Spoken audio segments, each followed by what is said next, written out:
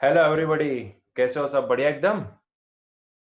My self चिंतन देसाई और मैं आप सबको वेलकम करता हूं हमारी ये बहुत सी अच्छी सी प्यारी सी यूट्यूब चैनल पे। चलिए बच्चों, तो स्टार्ट करते हैं। बच्चों, हमने 2.10 तक हमारा एग्जाम्पल्स जो भी थे वो सारे देख चुके हैं। ठीक है, अभी 2.11 से स्टार्ट करते हैं। तो देखते जाए यहाँ पे क्या दिया गया है हमें। The length, breadth and thickness of a rectangular sheet of a metal are 4.234 metre, 1.005 metre and 2.01 centimetre respectively. Give the area and the volume of the sheet to correct the significant figures.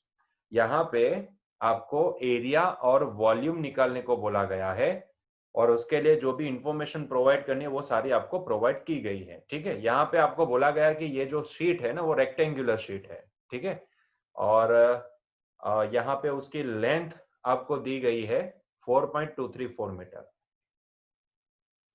सो यहाँ पे length आपको provided है, that is 4.234 metre. ठीक है, चलो next. Breath is provided, मतलब कि B B is equals to आपको प्रोवाइड किया गया है 1.005 metre, 1.005 metre. And the thickness, मतलब कि T, that is provided as a 2.01 centimetre.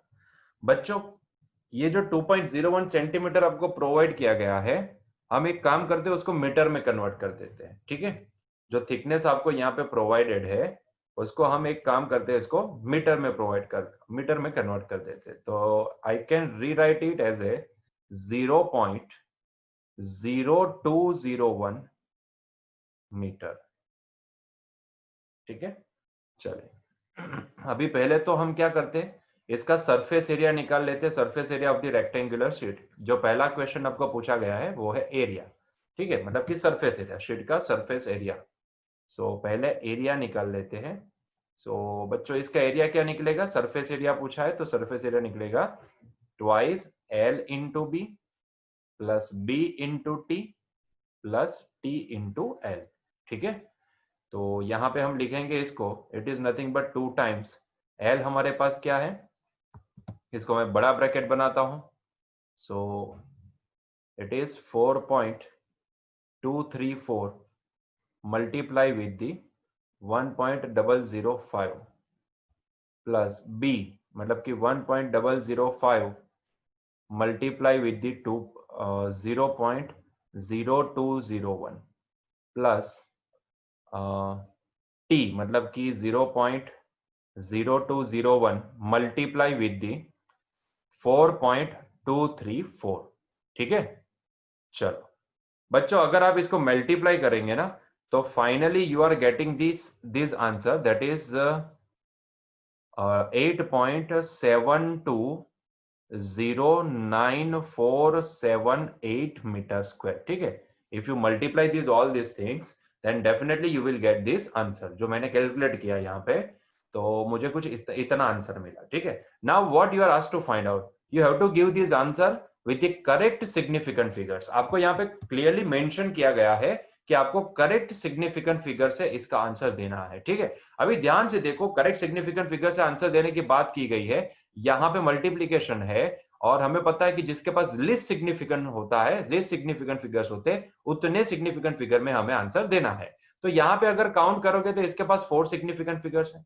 ठीक है, यहाँ पे अगर काउंट करोगे तो यहाँ पे भी 4 सिग्निफिकेंट फिगर्स है।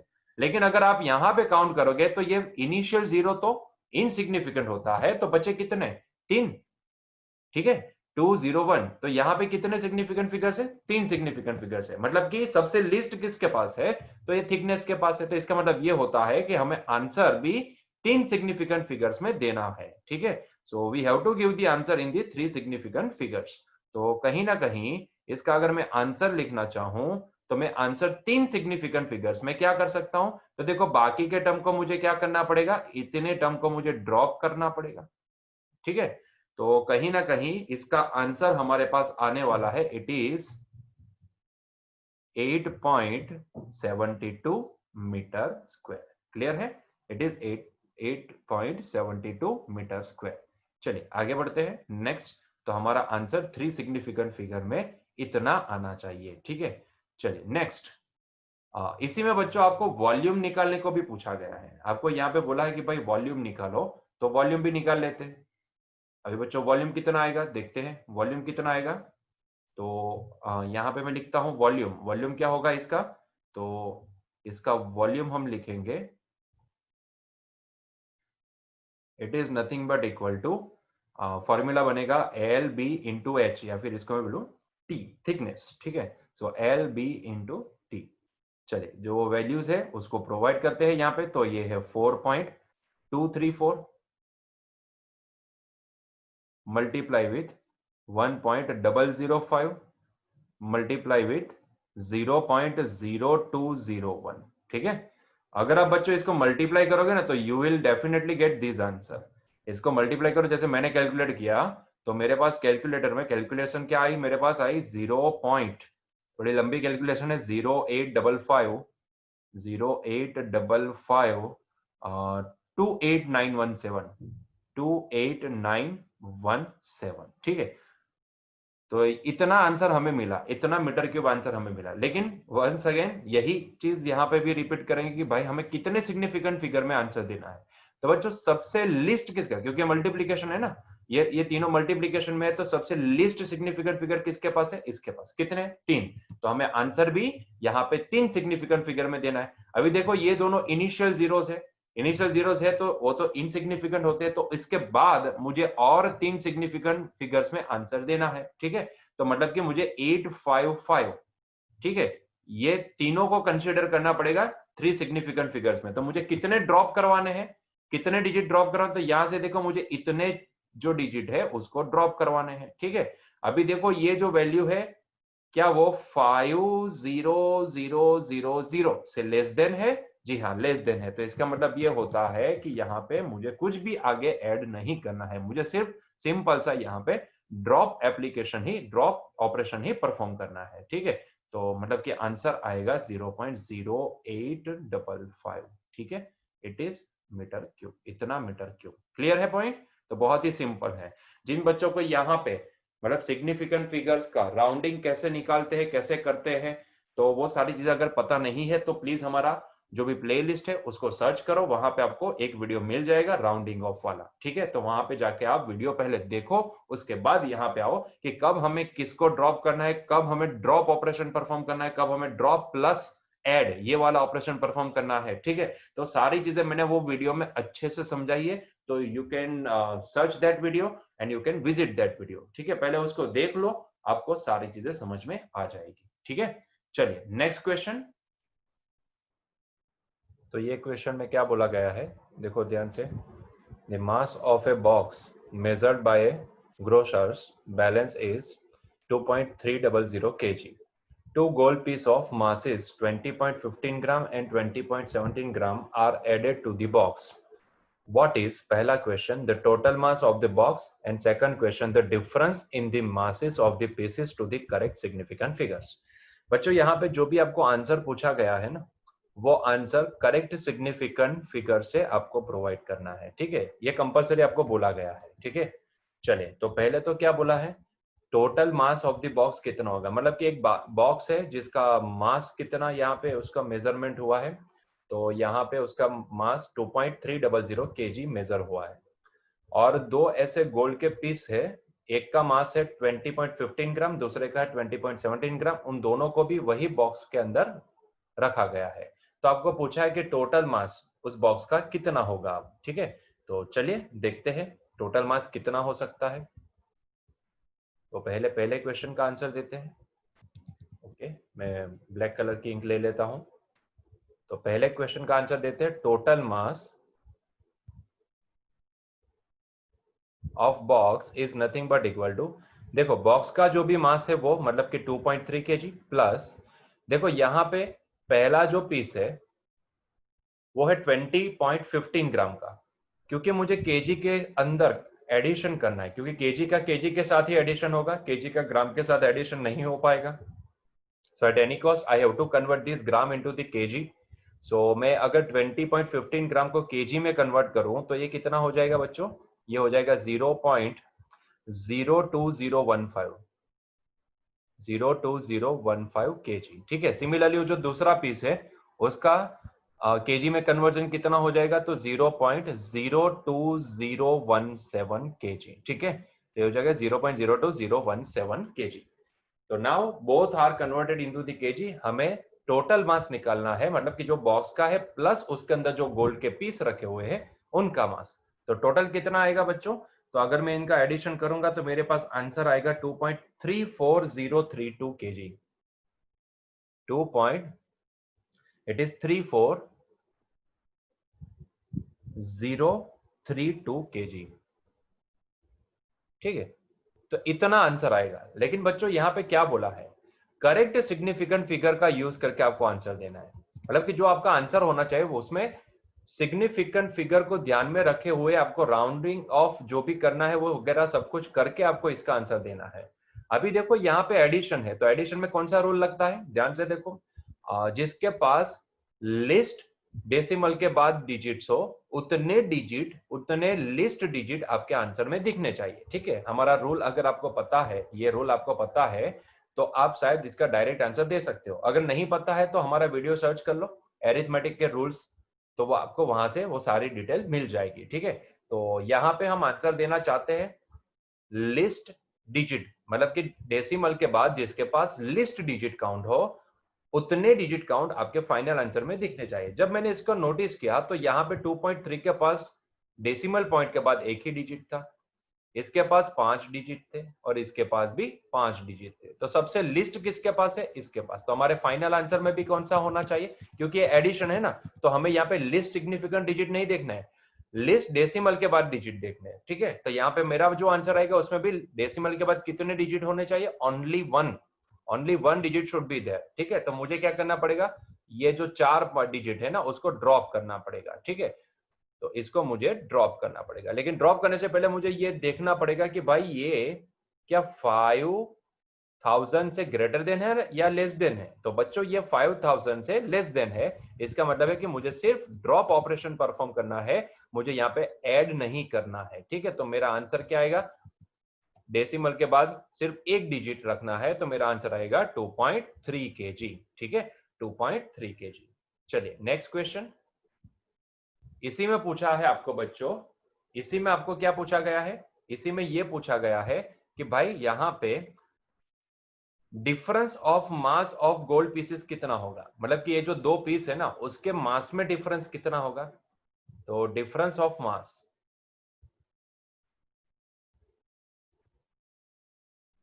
डिफरेंस ऑफ मास बच्चों मैं इसको क्या लिखूंगा, मतलब कि इसमें से इसको सब्ट्रैक्ट कर देते हैं। ठीक है, लेकिन उससे पहले इसको केजी में लिखना पड़ेगा, केजी में कन्वर्ट करके लिखेंगे तो 20.17 ग्राम का केजी कितना होगा, 0.02017 केजी माइनस ये हो जाएगा 0.02015 केजी। बच्चों इसमें से इसको सब्ट्रैक्ट किया जाए तो हमें आंसर क्या मिलेगा, 0.4 टाइम्स 0 2 केजी। ठीक है, तो 4 टाइम्स 0 2 केजी। अभी चेक कर लो क्या हमने सब्ट्रैक्शन किया तो क्या वहां पे हमने ये वाला रूल यहाँ पे फॉलो किया कि नहीं किया। देखो जिसके पास डेसिमल के बाद लिस्ट नंबर हो उतने डिजिट हमें फाइनल आंसर में भी डेसिमल के बाद दिखने चाहिए। तो इसके पास कितने हैं 5, इसके पास भी डेसिमल पॉइंट के बाद कितने हैं 5, मतलब कि दोनों के पास सेम है, तो हमें आंसर में भी डेसिमल पॉइंट के बाद कितने डिजिट दिखने चाहिए, 5 डिजिट दिखने चाहिए, और हमारा आंसर 5 डिजिट में ही है, मतलब कि डेसिमल के बाद 5 डिजिट में ही है, तो हमारा आंसर यही रहेगा। ठीक है, क्लियर है पॉइंट। चलिए नेक्स्ट क्वेश्चन की ओर आगे बढ़ेंगे। हाँ जी देखिए, physical quantity P is related to 4 observables A, B, C and D as follows। मतलब कि यहाँ पे ना आपको 4 अलग अलग फिजिकल क्वांटिटी का कुछ रिलेशन बना के आपको एक नई फिजिकल क्वांटिटी बना के दी है, और वो फिजिकल क्वांटिटी क्या है, P is equals to a cube B square upon ये C अंडर रूट C जो भी है ना उसको मैं C रेस टू 1/2 लिखूं इंटू डी। तो ऐसे कोई एक फिजिकल क्वांटिटी P बनाई गई ये 4 फिजिकल क्वांटिटी का सहारा लेके। ठीक है, अभी क्या पूछा है देखो ध्यान से, the percentage error of the measurement in a B C and D are 1%, 2%, sorry 1%, 3%, 4% and 2%। मतलब कि यहाँ पे इन्होंने ये बताया है कि अगर ध्यान से देखना, यहाँ पे जो इन्फॉर्मेशन प्रोवाइडेड है उसको मैं ब्लू कलर की इंक से लिखता हूं। आपको ये बोला गया है कि परसेंटेज एरर, देखो बच्चों परसेंटेज एरर होती क्या है, जो हमारी रिलेटिव एरर है उसको मल्टीप्लाई कर दो किसके साथ, 100 के साथ, तो आपको क्या मिलेगी, परसेंटेज एरर मिलेगी। ठीक है, आई होप सो कि आपको ये चीज पता है। तो देखो यहाँ पे परसेंटेज एरर इन ए, मतलब कि मैं इसको लिखूं delta A by A, that is कितनी है, 1% है। Similarly percentage error in B, मतलब कि डेल्टा बी बाई बी, वो कितनी आपको प्रोवाइडेड है, 3% है। सिमिलरली आपको परसेंटेज एरर इन सी, मतलब कि डेल्टा सी बाई सी कितनी प्रोवाइड की गई है, 4% प्रोवाइड की गई। सिमिलरली यहाँ पे आपको delta D by D, percentage error in D कितनी प्रोवाइड की गई है, 2% की गई है। ठीक है, तो आपको ये सारी चीजें, इतनी चीजें आपको प्रोवाइडेड है। अभी इसका यूज करके आपको क्या बोला है, what is the percentage error in the quantity P, मतलब कि पी के अंदर कितनी परसेंटेज एरर आएगी, वो आपको यहाँ पे निकालना है। ठीक है, चलिए निकालते हैं। तो यहाँ पे बच्चों वही वाला रूल अप्लाई करेंगे। अगर आपको याद है तो मल्टीप्लीकेशन और डिवीजन और यहाँ पे जो पावर वाला जो रूल है वो आपको यहाँ पे लगाना है। अगर आपको कॉम्बिनेशन एरर आपने नहीं देखा है, आपको ये पता नहीं है कि एरर का कॉम्बिनेशन क्या निकलता है, कैसे निकलते हैं, तो प्लीज आप हमारा प्लेलिस्ट सर्च कीजिए, वहां पे आपको कॉम्बिनेशन ऑफ एरर्स एक पूरा लेक्चर मिल जाएगा, जहां से आप ये सारे रूल्स यहाँ पे निकाल सकोगे। बच्चों जिन्होंने वो वीडियो रिफर किया है, जिनको पता है, वो यहाँ पे डायरेक्टली बोलेंगे कि भाई यहाँ पे अगर मल्टीप्लीकेशन है तो मुझे एरर के साथ क्या होगा, जब भी दो फिजिकल क्वांटिटी का मल्टीप्लीकेशन होता है तो यहाँ पे रिलेटिव एरर का सीधा एडिशन होता है। ठीक है, सिमिलरली अगर दो फिजिकल क्वांटिटी का यहाँ पे डिवीजन होता है तो यहाँ पे सीधा, ध्यान से सुनो, सीधा उनकी रिलेटिव एरर का ही सीधा एडिशन होता है। और सिमिलरली अगर किसी का पावर हुआ है तो पावर सीधा क्या हो जाता है, आगे आ जाता है और मल्टीप्लाई हो जाता है। ठीक है, तो मैं बोलूंगा कि यहाँ पे ए क्यूब है तो उसकी एरर कितनी होगी, 3 टाइम्स डेल्टा ए बाई ए होगी। तो ये सारे रूल्स को मैं अगर ऐड कर दूं, क्योंकि यहाँ पे देखो इन दोनों का मल्टीप्लीकेशन, सिमिलरली यहाँ पे भी इन दोनों का मल्टीप्लीकेशन और फिर उन दोनों का डिवीजन। ठीक है, तो मैं यहाँ पे, क्योंकि मल्टीप्लीकेशन डिवीजन मुझे सबसे पहले दिख रहा है, तो इसके लिए मैं, मुझे जो यहाँ पे आंसर मिलने वाला है, अगर मैं उसको लिखना चाहूं तो मैं उसको ऐसे लिखूंगा, क्योंकि ये मल्टीप्लीकेशन डिवीजन है, इसके लिए मैं इसको कैसे लिखूंगा, इसको ऐसे लिखूंगा, क्योंकि यहाँ पे मुझे पता है कि रिलेटिव एरर का एडिशन होगा। अगर मल्टीप्लीकेशन एंड डिवीजन है तो यहाँ पे सीधा रिलेटिव एरर का एडिशन होता है। ठीक है, ये पॉइंट अगर आपको याद है तो बहुत ही बढ़िया है। चलिए, तो डेल्टा पी बाई बी, मैं यहाँ पे क्या निकाल सकता हूँ, डेल्टा पी बाई पी ही निकाल सकता हूँ, रिलेटिव एरर निकाल सकता हूँ, क्योंकि रिलेटिव एरर सीधी ऐड होगी। अभी के लिए मुझे 4 फिजिकल क्वांटिटी दिख रहे हैं, 1 2 3 एंड 4। ठीक है, तो मेरे पास 4 फिजिकल क्वांटिटीज है, तो मैं पहले ना उनकी एरर का एडिशन सीधा लिख लेता हूं, उसके बाद जो भी कुछ मल्टीप्लाई वगैरह करना है उसको लिखते हैं। ठीक है, तो delta B by B plus delta C by C plus delta D by D. ठीक है, ये डेल्टा डी बाई डी। ठीक है, चलिए, तो यहां पे अभी इतना तो हमने लिख दिया कि मुझे इतना पता है कि कोई भी फिजिकल, दो फिजिकल क्वांटिटी का मल्टीप्लीकेशन हुआ हो या डिवीजन हुआ हो, कुछ भी हुआ हो, अगर मल्टीप्लीकेशन डिवीजन है तो सीधी उनकी रिलेटिव एरर का एडिशन करना है। लेकिन यहाँ पे सिर्फ अकेली फिजिकल क्वांटिटी नहीं है, उसका क्यूब है, कहीं पे स्क्वायर है, कहीं पे 1/2 है। तो आपको ये भी पता होना चाहिए पावर वाला रूल। आखिरी रूल हम वहां पे पढ़े थे, वहां पे मैंने समझा था कि जब भी पावर आता है तो पावर का क्या होता है, पावर सीधा आगे आ जाता है, मतलब कि मल्टीप्लाई हो जाता है। ठीक है, तो यहाँ पे एक क्यूब है तो मैं इसको क्या लिखूंगा, 3 टाइम्स डेल्टा ए बाई, यहाँ पे बी स्क्वायर है तो मैं क्या लिखूंगा, 2 times delta B by B.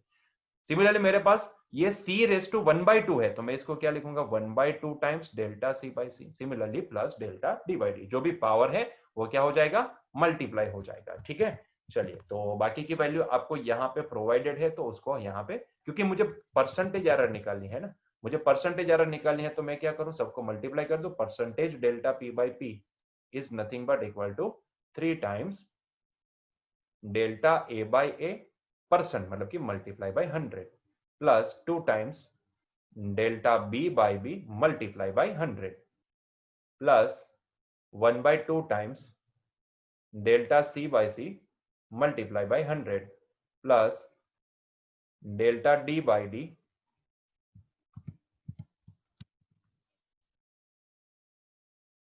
Multiply by 100, ठीक है। चलो, तो ये तो खुद एक परसेंटेज एरर है जो आपको प्रोवाइडेड है, कितनी है 1%, ठीक है। सो यहाँ पे सीधी delta A by A multiply by 100 को ही हम क्या बोलेंगे, percentage delta A by A, ठीक है। तो इसकी वैल्यू तो हमें यहाँ पे प्रोवाइडेड है, कितनी प्रोवाइडेड है, तो यहाँ पे 1 प्रोवाइडेड है, तो ये 1 plus 2 times delta B by B में परसेंटेज एरर कितनी है, 3% है, तो इसको लिखेंगे 3 plus 1/2 delta C by C में कितनी एरर है, तो 4% है, तो इसको लिखेंगे 4 plus delta D by B में तो ये है 2%, तो डायरेक्टली लिखेंगे 2, तो ये होगा 2 2 जा 4 और ये कितना है 3 2 जा 6 और 4 10 और ये हो गया 13, तो कितना आया 13%।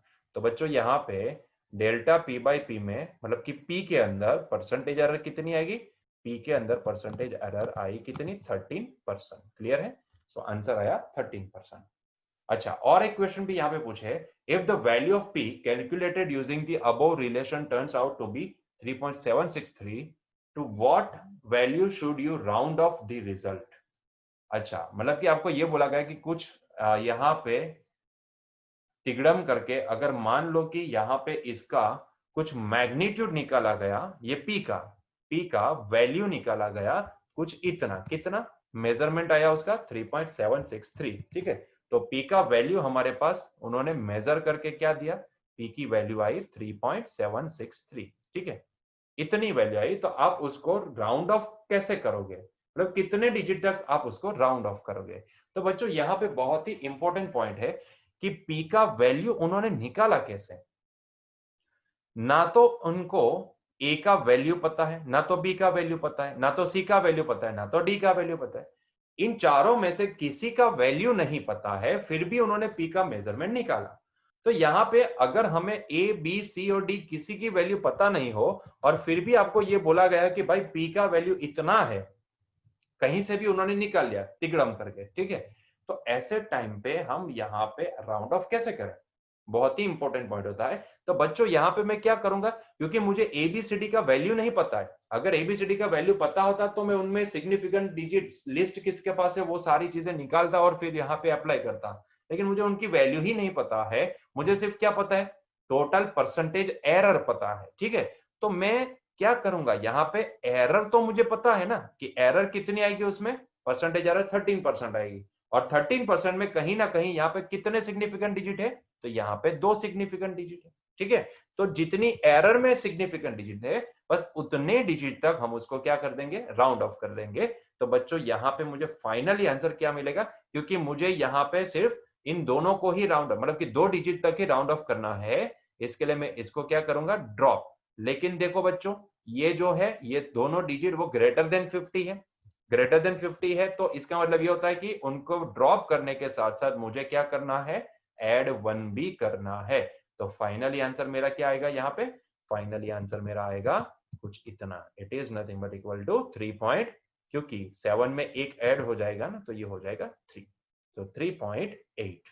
so this is the final value, ठीक है। चलिए नेक्स्ट क्वेश्चन, क्वेश्चन नंबर 14।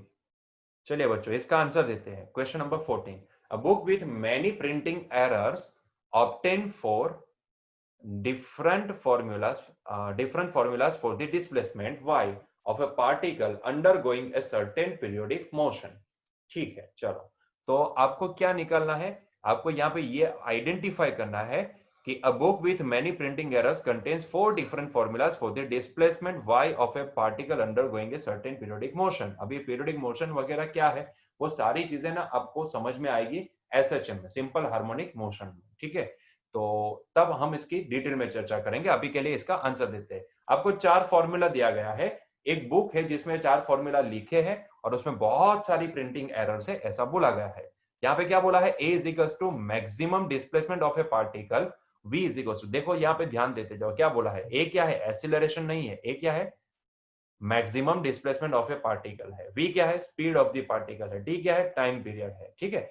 और आपको क्या निकालना है, rule out the wrong formulas on the dimensional grounds, मतलब कि आपको डायमेंशनल इक्वेशन का यूज करके आपको इन चारों में से कौन से फॉर्मूला सही है और कौन से रॉन्ग है वो आपको आइडेंटिफाई करने हैं, ठीक है।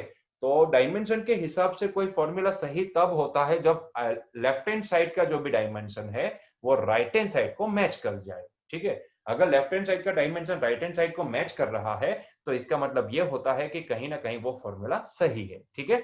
तो मैं क्या करूंगा, चलो पहले से स्टार्ट करते हैं, ए से स्टार्ट करते हैं। आपको ए में क्या प्रोवाइड किया गया है, y is equals to a sine 2 pi small T by capital T. Okay, चलो तो y is equals to a sine 2 pi small T by capital T. चलिए बच्चों, लेफ्ट हैंड साइड पे जो y है ना, y क्या है, y डिस्प्लेसमेंट है। y क्या है, ये एक इसका फॉर्मूला डिस्प्लेसमेंट y, यहाँ पे क्लियरली मेंशन है डिस्प्लेसमेंट y, ठीक है। तो यहाँ पे y क्या है, डिस्प्लेसमेंट है, मतलब कि डिस्टेंस, मतलब कि लेंथ। तो यहाँ पे अगर मैं LHS का इस फॉर्मूला के लिए LHS का डायमेंशन लिखूं तो डायमेंशन ऑफ y में क्या लिख सकता हूं, क्योंकि ये तो एक लेंथ है ना, तो इसका डायमेंशन में लिख सकता हूं m0 l1 t0। क्लियर है। चलिए अभी राइट हैंड साइड की बात करते हैं। राइट हैंड साइड की बात करें तो बच्चों यहाँ पे राइट हैंड साइड पे पहले तो ये देखो कि ए का डायमेंशन क्या होगा, what is the dimension of A. Dimension of A क्या हो जाएगा, राइट हैंड साइड की अगर हम बात करें तो यहाँ पे ए का डायमेंशन अगर मैं लिखना चाहूं तो यहीं से मैं लिखता हूं डायमेंशन ऑफ ए, क्योंकि वो भी तो एक डिस्टेंस है, ये एक्सीलरेशन नहीं है। यहाँ पे क्या बोला, A is the maximum displacement of a particle, मतलब कि ये भी एक डिस्प्लेसमेंट ही है। तो इसका डायमेंशन हो जाता है m0 l1 t0, क्योंकि वो भी एक लेंथ हो गई ना। तो RHS पे देखे तो ए का डायमेंशन क्या निकलेगा, ए का डायमेंशन निकलेगा m0 l1 t0, ठीक है। तो अभी देखने वाली बात यहाँ पे ये आती है कि यहाँ पे sine 2 pi t by T, क्योंकि ये एक एंगल है, ये पूरा क्या है, एंगल है। और बच्चों आपको पता है कि एंगल यूनिट लेस होता है, डायमेंशन लेस होता है। हालांकि हमने बताया था कि उसका यूनिट रेडियन हो सकता है, लेकिन फिर भी रेडियन एक सिर्फ आइडेंटिफाई करने के लिए यूज होता है, वो एक सप्लीमेंट्री फिजिकल क्वांटिटी है, बाकी रेडियन कोई यूनिट नहीं है, ठीक है। तो ये जो एंगल है it should be unitless as well as dimensionless, ठीक है। तो जिसका यूनिट ही नहीं है तो भाई इसका डायमेंशन कैसे निकालोगे, पॉसिबल ही नहीं है ना। तो कहीं ना कहीं यहाँ पे साइन का जो एंगल है ना, that 2 pi T by capital T, it should B dimension less, वो डायमेंशन लेस होना जरूरी है। तो सोचो क्या वो डायमेंशन लेस है, पहले तो ये चेक कर लो। तो ध्यान से देखोगे तो भाई 2 तो एक कांस्टेंट है, उसका कोई यूनिट नहीं बनता है, ठीक है। पाई है वो भी तो एक कांस्टेंट है, उसका भी कोई यूनिट नहीं बनता है। अगर मैं टाइम की बात करूं तो टाइम का यूनिट बनता है, टाइम का यूनिट क्या होता है, सेकंड। सिमिलरली नीचे जो कैपिटल टी है उसका भी यूनिट क्या बनेगा, सेकंड। बच्चों न्यूमरेटर में एक सेकंड, डिनोमिनेटर में एक सेकंड, मतलब कि सेकंड सेकंड क्या हो गए, कैंसिल हो गए। सेकंड सेकंड कैंसिल, तो अल्टीमेटली ये क्या होगा, ये एंगल यूनिटलेस हो गया। यूनिटलेस हो गया मतलब कि RHS में अगर मुझे डायमेंशन लिखना है, RHS का डायमेंशन लिखना है, तो मैं इसका डायमेंशन क्या लिखूंगा, ध्यान से देखिएगा। RHS का डायमेंशन, RHS का डायमेंशन मतलब कि a times sign 2 pi T divide by capital T. इसका डायमेंशन में क्या लिखूंगा, इसका डायमेंशन लिखूंगा मैं सिर्फ m0 l1 t0। क्यों मैंने इतना ही लिखा, ये तो a का डायमेंशन था ना भाई, a का ही तो डायमेंशन रहेगा, क्योंकि ये तो डायमेंशन लेस हो गया। तो साइन का एंगल, एंगल डायमेंशन लेस हो गया तो उसका वैल्यू भी क्या आएगा, डायमेंशन लेस आएगा, ठीक है। तो बचा किसका डायमेंशन, ए का, तो पूरी टर्म का भी डायमेंशन कितना होगा, जितना ए का डायमेंशन है उतना ही होगा, ठीक है। तो चेक कर लो, दोनों को वेरीफाई कर लो, क्या दोनों सेम है, जी हाँ सेम है। मतलब कि LHS इक्वल टू RHS है, मतलब कि ये फॉर्मूला सही है, क्योंकि यहाँ पे LHS इक्वल्स टू RHS है, ठीक है। चलो अभी बी का आंसर देते हैं। बी क्या बोला है आपको, y is equals to a sine VT. वही वाली स्टोरी रिपीट करते हैं। लेफ्ट हैंड साइड पे देखें तो लेफ्ट हैंड साइड पे हमें क्या दिखा, लेफ्ट हैंड साइड पे हमें y दिखा, और y क्या है, डिस्प्लेसमेंट। तो उसका डायमेंशन फॉर्मूला क्या होगा, डायमेंशनल इक्वेशन m0, इसको फॉर्मूला बोलते हैं, पूरा इक्वेशन होता है, ठीक है। तो dimensional equation of y is nothing but equal to m0 l1 t0, क्योंकि एक लेंथ है, ठीक है। चलो RHS की बात करें तो बच्चों RHS पे जाने से पहले मुझे ये देखने दो कि यहाँ पे RHS की बातें करेंगे, उससे पहले मुझे ये देखने दो कि भाई यहाँ पे जो साइन वाली टर्म है ना, साइन क्या है VT, क्या वो डायमेंशन लेस होगी, क्योंकि अगर वो डायमेंशन लेस होगी तो ही तो डायमेंशन मैच कर पाएगा, क्योंकि अकेला ए का डायमेंशन क्या होता है, m0 l1 यस t0, ठीक है। तो अकेला ए का डायमेंशन तो यहाँ पे क्या हो जाएगा, अकेला ए अगर मैं लिखूं तो उसका डायमेंशन खुद इसके बराबर हो जाएगा। तो उस हिसाब से साइन वाली जो टर्म है उसका डायमेंशन डायमेंशन लेस होना जरूरी है, ठीक है, तभी आप LHS इक्वल टू RHS बोल पाओगे। तो मैंने बच्चों यहाँ पे जब देखा तो ए का डायमेंशन, क्योंकि वो एक लेंथ है, इसके लिए M0 L1 T0 लिखा, ठीक है। और जब मैंने देखा कि साइन VT जो भी है, अगर मैं VT का डायमेंशन निकालना चाहूं तो VT का डायमेंशन क्या निकलेगा, dimension of VT is nothing but equal, क्योंकि ये वेलोसिटी है ना, वेलोसिटी का डायमेंशन क्या होता है M0 L1 T माइनस 1, ठीक है, इनटू T का डायमेंशन क्या होता है T1। तो अगर बच्चों आप इसको निकालने जाओगे तो इसको क्या बचेगा, ये T1 और T माइनस 1 ये तो कैंसिल हो गए, तो M0 L1 T0। तो देखो ध्यान से बच्चों, VT डायमेंशन लेस नहीं हुआ। अगर VT डायमेंशन लेस नहीं है तो साइन VT भी क्या डायमेंशन लेस होगा, नहीं होगा। नहीं होगा तो क्या यहाँ पे LHS इक्वल टू RHS होगा, नहीं होगा। तो यहाँ पे LHS is not equal to RHS, मतलब कि यहाँ पे ये जो फॉर्मूला उन्होंने लिखा है वो फिजिकली पॉसिबल नहीं है, ये राइट नहीं है, ठीक है। ये VT डायमेंशन लेस होना बहुत ही जरूरी है, जो नहीं हो पाया। एंगल है ना, वैसे भी सोचो तो एंगल का कोई डायमेंशन नहीं होता है, angle is a dimension less physical quantity, ठीक है, उसका कोई यूनिट ही नहीं बनता है तो फिर डायमेंशन कैसे लिखे, ठीक है। और यहाँ पे तो इसने बताया कि भाई VT का तो डायमेंशन निकला, कितना निकला M0 L1 T0, ये तो पॉसिबल ही नहीं है, ठीक है। तो इसीलिए एंगल तो खुद एक डायमेंशन लेस होना चाहिए, यहाँ पे तो उसने बताया कि भाई एंगल तो डायमेंशन वाला है, ये पॉसिबल नहीं होगा, ठीक है। तो वो नहीं है, वो इक्वेशन फिजिकली पॉसिबल नहीं है। तीसरा इक्वेशन देखो क्या बोला है, y is equals to a बटे T into sine T by A, sine T by A. चलिए देखते हैं इसके लिए भी। तो मैंने जब LHS देखा तो LHS तो बच्चों आपको पता ही है कि y जो एक लेंथ है तो इसका डायमेंशनल फॉर्मूला क्या हो जाएगा M0 L1 T0, सही है। चलो आगे बढ़ो, अभी RHS की ओर आगे बढ़ते हैं। RHS पे देखते हैं कि भाई क्या होता है। तो लेट्स सी RHS में क्या होता है, तो साइन टी बाई ए है। अच्छा पहले तो मुझे ये देखने दो कि यहाँ पे क्या ये जो टी बाई ए है, क्योंकि ये एंगल है और एंगल डायमेंशन लेस होना जरूरी है, ठीक है। क्या ये हो पा रहा है, अगर वो होगा तो ही आगे बात हो सकती है, ठीक है। वो डायमेंशन लेस नहीं हुआ तो बात आगे नहीं बढ़ पाएगी, ठीक है।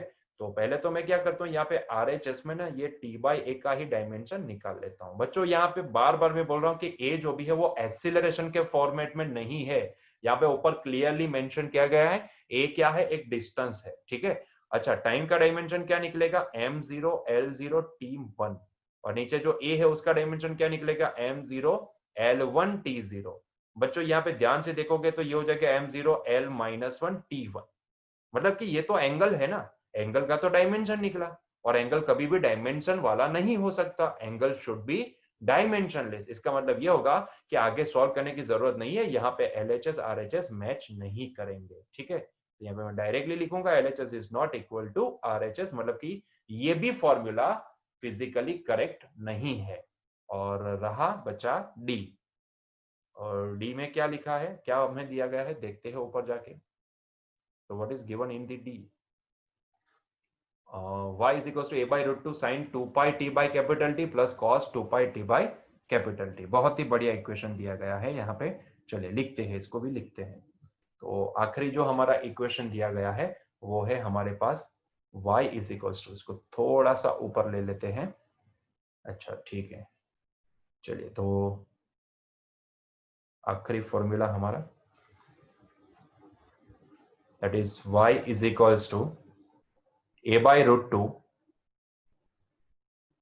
यहाँ पे बोला गया है sine 2 pi T, sine 2 pi T by capital T plus cos 2 pi T by capital T, ठीक है। चलो चेक करते हैं। तो सबसे पहले तो मैं क्या करूंगा, ये एंगल को ही देखूंगा कि क्या वो डायमेंशन लेस है कि नहीं है, ठीक है। अभी आपको प्रैक्टिस हो गई है तो आपको पता ही होना चाहिए यहाँ पे कि वो डायमेंशन लेस है कि नहीं है। देखो बच्चों, 2 का कोई डायमेंशन नहीं निकलता है, पाई का भी नहीं निकलता है, ठीक है। तो ये दोनों तो हट गए। अभी बचा क्या, टाइम, और नीचे भी टाइम। टाइम टाइम क्या कैंसिल हो जाएगा, जी हाँ। तो क्या ये डायमेंशन लेस हो गया, हाँ ये वाली टर्म डायमेंशन लेस हो चुकी है। इसकी बात करें तो 2 का कोई डायमेंशन नहीं, पाई का कोई नहीं, टी टी कैंसिल हो जाएंगे, तो बचा क्या, कुछ नहीं, ठीक है। तो इसका भी मतलब ये हो गया ये भी डायमेंशन लेस है। अभी देखो ये दोनों एंगल डायमेंशन लेस है, तो इसका मतलब ये होता है कि ये वैल्यू और ये वैल्यू दोनों डायमेंशनलेस है। इसका मतलब ये कि दोनों का एडिशन भी क्या हो जाएगा, डायमेंशनलेस हो जाएगा, ठीक है। तो बचा ये कि लेफ्ट हैंड साइड पे जो y है, राइट हैंड साइड पे ऐसी एक ही टर्म होगी कि जो डायमेंशन प्रोवाइड करेगी, बाकी ये जो ब्रैकेट है वो तो डायमेंशन लेस हो गया। ठीक है, तो अभी लिखते हैं इसको। LHS क्या है हमारे पास, LHS is equals to y। ठीक है, तो y का डायमेंशन क्या लिखेंगे हम, क्योंकि वो एक लेंथ है ना, वो एक लेंथ है, इसके लिए हम इसको लिखेंगे कुछ ऐसे, it is m0 l1 t0। What about the RHS, RHS is equals to, हमें यहाँ पे दिख रहा है क्योंकि ये तो पूरा डायमेंशन लेस है ना, पूरा ब्रैकेट डायमेंशन लेस है, तो उसके ऊपर तो सोचने की जरूरत ही नहीं है। जो भी डायमेंशन आएगा किसकी वजह से आएगा, ए की वजह से। तो RHS में मुझे इतना दिख रहा है कि ए का डायमेंशन जो कि वो एक लेंथ है, इसके लिए m0 l1 t0, मतलब कि यहाँ पे मैं बोल सकता हूँ कि जो पूरी टर्म में लिखूं, पूरी टर्म का डायमेंशन मतलब कि a/√2 इंटू, यहाँ पे मैं लिखूं sin 2πt by capital T plus cos 2πt by capital T। तो भाई इसका पूरा का डायमेंशन किसके बराबर आएगा, जितना ए का डायमेंशन है उतने ही बराबर आएगा। सोच लो, देख लो, यहाँ पे मुझे दिख रहा है कि भाई LHS इक्वल टू RHS है। So LHS is equals to RHS। ठीक है, तो यस, ये डी जो ऑप्शन है, डी वाला जो फॉर्मूला है, इट इज डायमेंशनली करेक्ट, ये सही है। ठीक है, ये डायमेंशनली करेक्ट है। क्लियर है? चलो नेक्स्ट एग्जांपल की ओर आगे बढ़ते हैं। Famous relation in physics relates moving mass m to the rest mass m0 of a particle in terms of its speed v and the speed light c. This relation first arose consequences of special relativity due to the Albert Einstein. A boy recalls the relation almost correctly but forgets where to put the constant z. He writes this equation. तो आपको उस बच्चे की help करनी है। ये जो equation है वो एक रिलेशन दिखा रहा है मूविंग मास का स्टेडी मास के साथ। ऐसा माना जाता है कि जब भी कोई एक मास स्टेडी होता है तब उसका जितना भी मास होता है, जब वो ऑब्जेक्ट मोशन में आ जाता है तब उसका उतना ही सेम मास शो नहीं करेगा। ठीक है, ऐसा न्यूटन, सॉरी, हाँ न्यूटन बोल दिए, अल्बर्ट आइंस्टाइन जी ने बताया था। ठीक है, अल्बर्ट आइंस्टाइन जी का ये कहना था कि यहाँ पे जब भी कोई भी एक ऑब्जेक्ट जो स्टेडी है तब जितना मास उसका शो करता है उतना ही मास कभी भी सेम नहीं रहेगा जब वो ऑब्जेक्ट मोशन में आ जाए। ठीक है, उसका कुछ मास कम हो जाएगा। तो उन्होंने करेक्ट यहाँ पे एक रिलेशन भी बना के दिया था कि जब वो स्टेडी होता है तब मान लो कि उसका मास शो कर रहा है m0। ठीक है, तब उसका कितना मास है m0, और जब वो मोशन में आएगा तब उसका मास कितना है m। तो ये m का वैल्यू m0 से तो कुछ अलग ही आएगा। ठीक है, अभी वो कितना आएगा वो निकालने के लिए उन्होंने एक फॉर्मूला भी बना के दिया था, और ये बच्चा जो भी है वो याद तो कर रहा है, इसने इतना तो लिख लिया है, लेकिन उसको याद नहीं है कि सी कहाँ पे लिखा जाए। ठीक है, सी कहाँ पे लिखा जाए वो बच्चा भूल गया है। तो अभी उसको करेक्ट करने को, मतलब कि आपको बोला गया कि आप उसकी हेल्प करो, उसको बताओ कि भाई सी तुझे कहाँ पे प्लेस करना है। ठीक है, तो चलिए हेल्प करते हैं उस बच्चे की। देखो, कोई भी फॉर्मूला हो डायमेंशनली करेक्ट होना चाहिए। ठीक है, अगर मैं लेफ्ट हैंड साइड पे इसका डायमेंशन लिखूं, किसका, इसका अगर मैं डायमेंशन लिखूं तो ये m का डायमेंशन क्या आएगा, क्योंकि वो एक मास है तो इसका डायमेंशन आएगा m1 l0 t0। ठीक है, सिमिलरली राइट हैंड साइड पे इसका मैं डायमेंशन लिखूं तो ये क्या आएगा, तो m0 वो भी तो एक मास है तो इसका भी डायमेंशन क्या लिखेंगे, m1 l0 t0। ठीक है, अभी बच्चों left hand side right hand side पे दोनों दोनों डायमेंशन सेम होने चाहिए। तो सोचो ना, ये तो सेम हो गए ना, मतलब कि इसका जो भी डायमेंशन है इसको इसने इक्वल बना दिया। तो इसका मतलब ये होता है कि अगर ये m का डायमेंशन ये m नोट ने अगर सही कर दिया हो, मतलब कि दोनों को इक्वल बना दिया हो, तो नीचे जो ब्रैकेट वाला जो भी है ना, वो ब्रैकेट का क्वांटिटी डायमेंशन लेस होना जरूरी है। या सुनो, ब्रैकेट वाली जो क्वांटिटी है वो डायमेंशन लेस होनी चाहिए। अगर इसका डायमेंशन 0 निकले, इसका डायमेंशन m0 l0 t0 निकले, तो ही तो ये दोनों साइड पे डायमेंशन इक्वल हो सकते हैं। तो कहीं ना कहीं हमें ये ब्रैकेट का डायमेंशन क्या करना है, 0 करना है। मतलब कि ये ब्रैकेट वाली जो पूरी क्वांटिटी है ना 1 माइनस वी स्क्वायर, उसको डायमेंशन लेस बनाना है। ठीक है, तो मैं यहाँ पे लिखूंगा कि इसका डायमेंशन एंड इसका डायमेंशन दोनों सेम हो चुके हैं, तो यही फिजिकल रिलेशन को अगर सही बनाना है तो यहां पे मैं लिखूंगा then 1 minus v square to the 1/2 should be dimensionless. या फिर ये पूरा नहीं लिखते, सिर्फ ये ब्रैकेट को मैं लिखता हूं, ठीक है, क्योंकि फिर बोलोगे सर ये 1 माइनस वी स्क्वायर कैसे डायमेंशनलेस होगा, आप मुझे पूछोगे, ठीक है। तो उससे अच्छा है कि इसका मतलब ये होता है कि तो फिर इसका डायमेंशन क्या निकलना चाहिए, ये ब्रैकेट का dimension, it should B dimensionless, ये पूरा ब्रैकेट डायमेंशन लेस होना चाहिए, ठीक है। अभी इसको डायमेंशन लेस बनाने के लिए सोचो, ये वी स्क्वायर है मतलब कि वेलोसिटी का स्क्वायर है, ठीक है, ये वी स्क्वायर है मतलब कि वेलोसिटी का स्क्वायर है, और स्पीड ऑफ लाइट भी क्या है, वेलोसिटी ही तो है, स्पीड स्पीड मतलब कि वेलोसिटी, ठीक है। तो ये भी तो सी है। तो कहीं ना कहीं इसको अगर डायमेंशन लेस बनाना हो तो सोचो ये 1 है, वो तो खुद एक डायमेंशन लेस है, तो कहीं ना कहीं ये वी स्क्वायर का जो भी डायमेंशन निकलेगा उसको किसी ऐसे ही स्पीड वाले डायमेंशन से कैंसिल करना पड़ेगा, ठीक है। तो उसके लिए मैं क्या करूं, इसके लिए सिंपल सी चीज करते हैं, क्योंकि ये वी स्क्वायर है जो वेलोसिटी का स्क्वायर है, उसको हम किसी वेलोसिटी के स्क्वायर से ही डिवाइड कर सकते हैं, ठीक है, उतने ही डायमेंशन से डिवाइड कर सकते हैं। तो मैंने क्या किया, यहाँ पे सी स्क्वायर से इसको डिवाइड कर दिया। अभी देखो, इसका डायमेंशन इसके साथ कैंसिल मतलब कि डायमेंशनलेस, दोनों वन भी डायमेंशनलेस तो दोनों का सब्ट्रैक्शन भी डायमेंशनलेस, और जैसे डायमेंशनलेस हो गया तो पूरा ब्रैकेट क्या हो गया, डायमेंशनलेस, मतलब कि जितना डायमेंशन इसका है उतना ही इसका है, मतलब कि फिजिकली ये इक्वेशन करेक्ट हो चुका है, ठीक है। तो यहाँ पे मैं लिखूंगा तो इस हिसाब से करेक्ट रिलेशन क्या आना चाहिए, सो करेक्ट रिलेशन होना चाहिए m is equals to m not divide by, मैं लिखता हूं यहाँ पे पूरा formula 1 minus V square upon C square to the power 1/2। तो ये होना चाहिए करेक्ट रिलेशन, ठीक है। तो हमने बच्चे की हेल्प कर दी सी स्क्वायर से डिवाइड करके, ठीक है। आई बात समझ में? चलिए, तो यहाँ पे हमारा आज का लेक्चर एंड करते हैं। तो बच्चों, उम्मीद करता हूं कि आपको मेरा ये वीडियो पसंद आया होगा। अगर आपको वीडियो पसंद आया है तो प्लीज हमारे चैनल को सब्सक्राइब भी कर लीजिएगा, वीडियो को लाइक कर दीजिएगा, और आपके जैसे बहुत सारे बच्चे होंगे जिनको पढ़ना है, ऑनलाइन पढ़ना है, जिनके पास कोई एक्स्ट्रा कोई कोचिंग नहीं है, जो सिर्फ यूट्यूब से पढ़ना चाहते हैं, तो प्लीज उनको हमारे चैनल शेयर भी कीजिएगा, ठीक है। तो मिलते हैं नए लेक्चर में, till that enjoy your day. Thank you.